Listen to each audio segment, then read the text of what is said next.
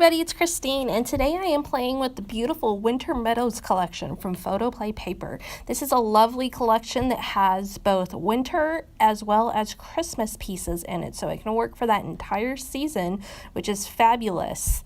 I am starting things off by cutting up this birch paper, and I just cut off a section of it, and now I'm taking my paper piercer and going through and piercing along the different pieces of bark there that I'm not sure exactly what the right word is there, the technical scientific term, but I am going to just make holes on some of these randomly, not every single one of them, so that I can add some stitching. When I look at patterned paper, I look at a couple of things right off the bat. First of all, I look at, can I cut it up and make it different in some way? Second of all, is there a way that I can add some hand stitching or some other unique dimensional element to it, be it sequins, or is there just some way I can add a little detail to totally change up this paper? And this is definitely the case with this one. I wanted to add some hand stitching to just make it my own, and that is one thing I just love about patterned paper, is that you can always find some way to change it up, and it's not expensive. It's easy to get a lot of it, and you can totally change up the whole look of your layout, create embellishments, do all kinds of fun, unique things, making your layout totally your own. And that is what I am going for in this case. I love the look of birch trees. I think they're beautiful, and they just speak of winter to me. And so I thought this was a great way to take it and make it my own. Now I am doing, I think I did 6 trees on the side here, and I'm going to use these on the side of my layout then as really an accent piece for the whole layout. Now, as you can see, I've added it onto the left-hand side of my layout and secured it on there with my Easy Runner Grand. And now I've pulled out the ephemera pack from this collection, and I am using a couple of frames from that to frame my 2 pictures that I'm going to use. Neither of these pictures were close enough up or really spectacular enough to stand on their own on a layout, and so I decided I would combine the two and just show the fun that he was having with this Christmas snow.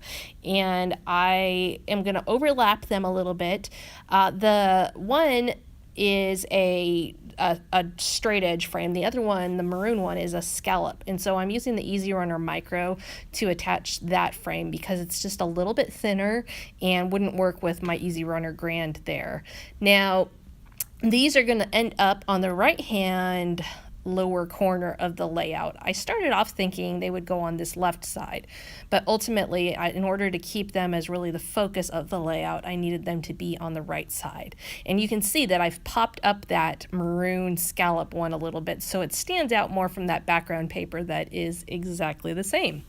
Now I am going to add a really cute little banner on here, and I'm starting off, again, you'll see this change. I started off with a black embroidery floss that is the same as what I used over on the birch trees, but in the end I feel like it's just a little bit too much, and so I'm going to switch that out for a lighter brown floss in a little bit here.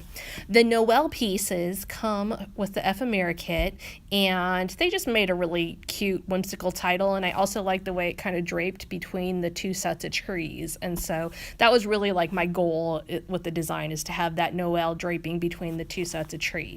Now I'm adding on some cute snowflake stickers, as well as adding on some little cardstock snowflake pieces as well. These ones are circular, and then the snowflake is inside. And that was just a good way to bring in some different shapes to the whole thing.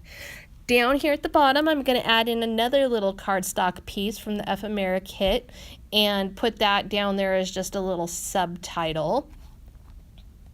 That just says "Stay Warm," which is obviously perfect for those pictures, and I thought it had a cute shape to it with the circle right in the middle there.